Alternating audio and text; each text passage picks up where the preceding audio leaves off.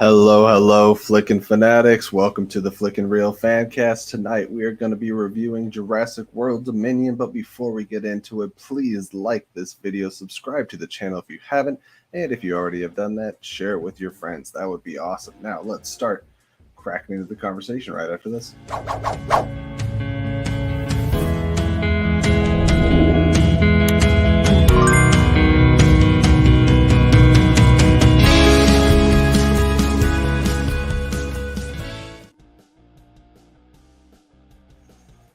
Jurassic World Dominion, the third film in the Jurassic World franchise, the sixth film in the Jurassic Park franchise, once again helmed by Colin Trevorrow, who did the first Jurassic World.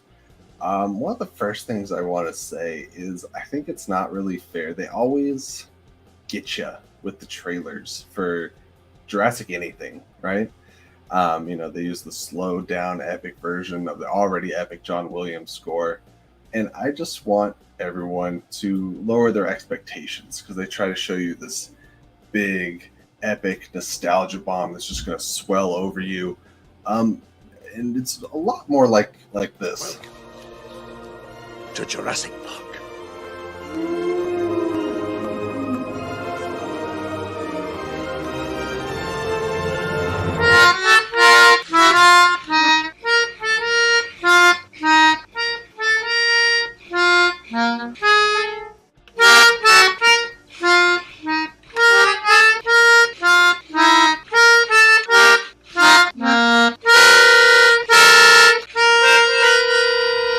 Do move in herds. Sorry for your eardrums. If it makes you feel any better, I had these strapped in too, so it didn't feel much better. But that brings up a good point to get into. I didn't really know what to expect. The only thing I've seen of Colin Trevorrow is actually the first Jurassic World, which, I'll be transparent, I hate that movie. It doesn't work for me. If you like it, I'm not going to judge you. That's totally fine. It worked for a lot of people. It made well over $1 billion. It was financially a huge return to form. But it didn't work for me, and I might speak to some of those reasons later on. But tonight we are reviewing Dominion, not the entire second half of the franchise.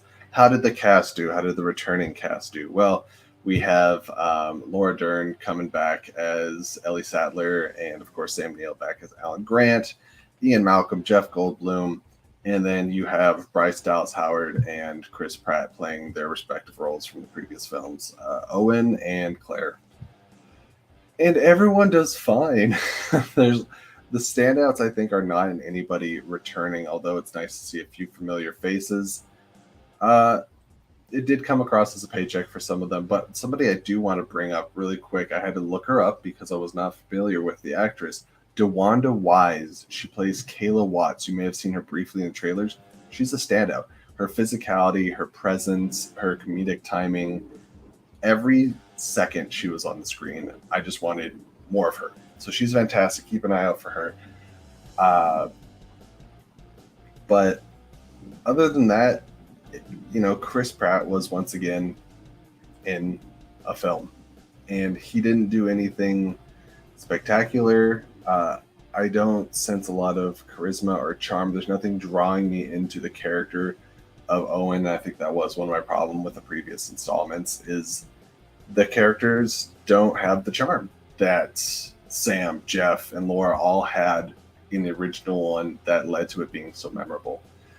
And the dinosaurs, however, this isn't going to be just, crap on the movie start to finish. I'm going to bounce around in some positives, some negatives. One of the positives is actually the representation and presentation of the dinosaurs. So the CGI is okay most of the time. I was going to make a comment that I watched Prehistoric Planet on Apple TV and did feel like the CGI was more impressive there a lot of the time. But one of my big complaints with the first Jurassic World is that there was seemingly no practical effects. It felt like there was zero animatronic. And this movie stepped it up. It felt like almost to its detriment. Every time there could be an animatronic, there was an animatronic. They used them a lot. And I appreciate that as somebody that can still watch, love, and enjoy the original Jurassic Park very much to this day. I found that incredibly refreshing. There were some shots where it didn't quite work. And I was like, oh, maybe that one could have been CGI, but I still appreciate the effort. So I'll give you a thumbs up for your practical effects. And another positive I will say is that some of the action was a highlight.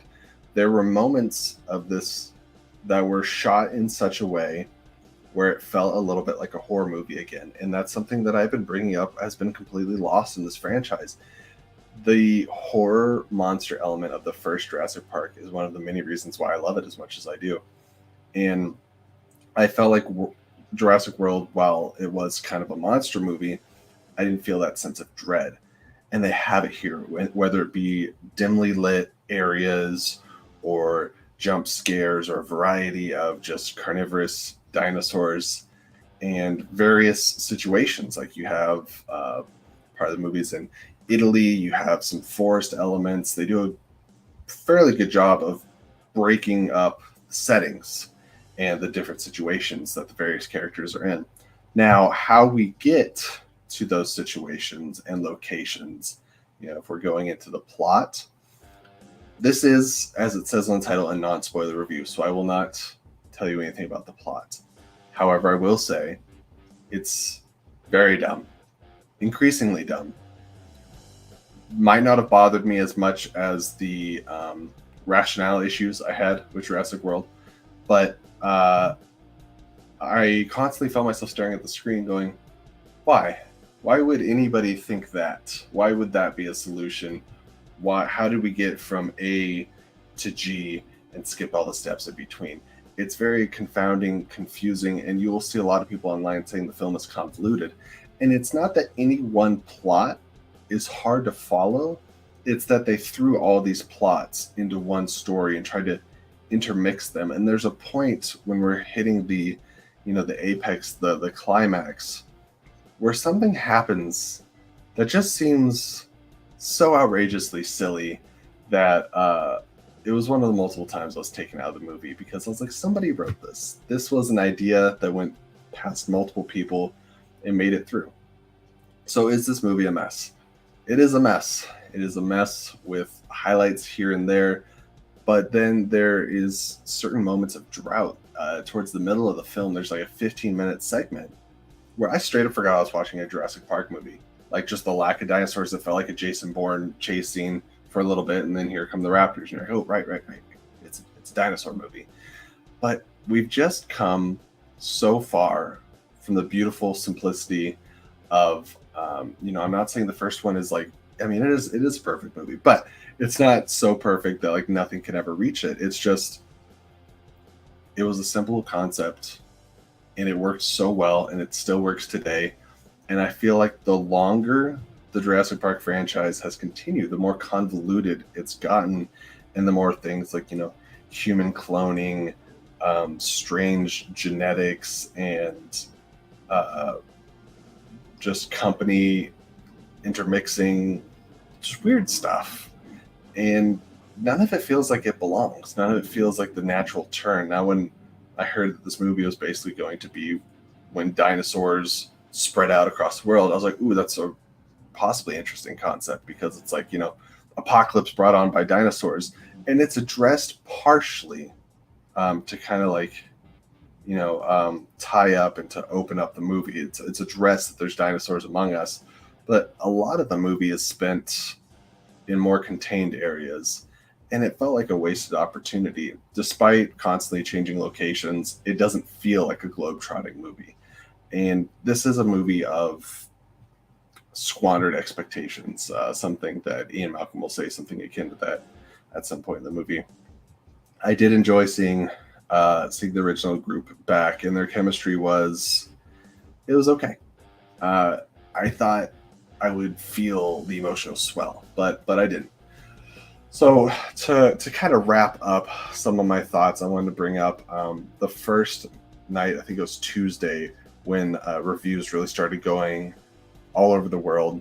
On Rotten Tomatoes, it was sitting at about an 86% approval rating from the critics, and within 24 hours, it dropped all the way down to a 36% on Rotten Tomatoes, I believe. Now, that was kind of my bar going in. I think I'm very borderline on this movie. It's hard for me to give it a negative or positive review. It is just kind of flatline for me. I don't hate it enough to say, hey, nobody should go see this, but I don't really like it enough to recommend it. So I'm somewhere in like the, in my own head, 50% approval rating. Uh, and just so you guys kind of can see where I'm at here, I did a quick ranking, and I'll tell you how I feel about the movies. We get Jurassic Park is number 1, and then Jurassic Park 3 is number 2. The Lost World, Jurassic Park is number 3. So the original 3 are the first 3. And then I'm going to say Dominion, and then I'll say Jurassic World, and then Fallen Kingdom dead last.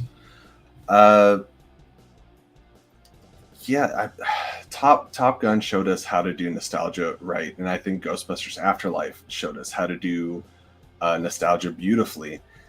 And this movie just has nostalgia in it, and it's semi to its detriment, but it's definitely not to its benefit. And so there's nothing I can say about this movie that is super overly impressive. I see Mike K in the chat. He says, when you get to a spoiler discussion, I have some thoughts on the villain. Yeah, we do have, I believe the actor's name is Campbell Scott, played Peter Parker's dad in The Amazing Spider-Man. I'm trying to think, it was Richard Parker, maybe? But yeah, I hadn't seen him since Amazing Spider-Man, so that was fascinating. And yeah, I also have some thoughts, and I'm not doing a spoiler thoughts on this video. And I don't know if we'll do a spoiler discussion, but maybe we'll talk about it this weekend on Speakeasy or next week sometime. But there will be discussions had. Anyways, if you've seen the movie, let me know your thoughts down below. If you're planning on seeing it, I'd love to hear from you. The movie it's a shrug. It's okay, but it's hard when Jurassic Park is one of my top 10 films of all time to keep coming out of these Jurassic World movies and saying like, yeah, it's okay, or I actually despise it. William Harold says, I had this streak of not walking out of a movie since 1996 that I was proud of. That streak ended tonight. I can see it. There's several moments. I had my entire family with me pretty much, and there were several moments where I was like, wow, I'm checking out. And I actually wouldn't have seen this movie if it wasn't from pressure from my family. My sister wanted to see it from her birthday, so if I could have skipped out on it, maybe I would have. Anyway, so that's my glowing recommendation for Jurassic World Dominion. Hopefully you guys see it and can tell me your thoughts, or hopefully you just, maybe you miss it overall. What did you think of the franchise as a whole? What do you think of this movie? All that down below. Share the video, like, subscribe, follow us on all our various audio platforms. We got some really cool shows coming out, like You've Never Seen It with Allison Salamoni. New episodes dropping every week. And then Saturday morning, in place of news and views, we will be getting out our Miss Marvel and Obi-Wan reviews. So do not miss that. All right, guys, until next time, may the film be with you. Keep it real, all that good stuff, and talk to you soon.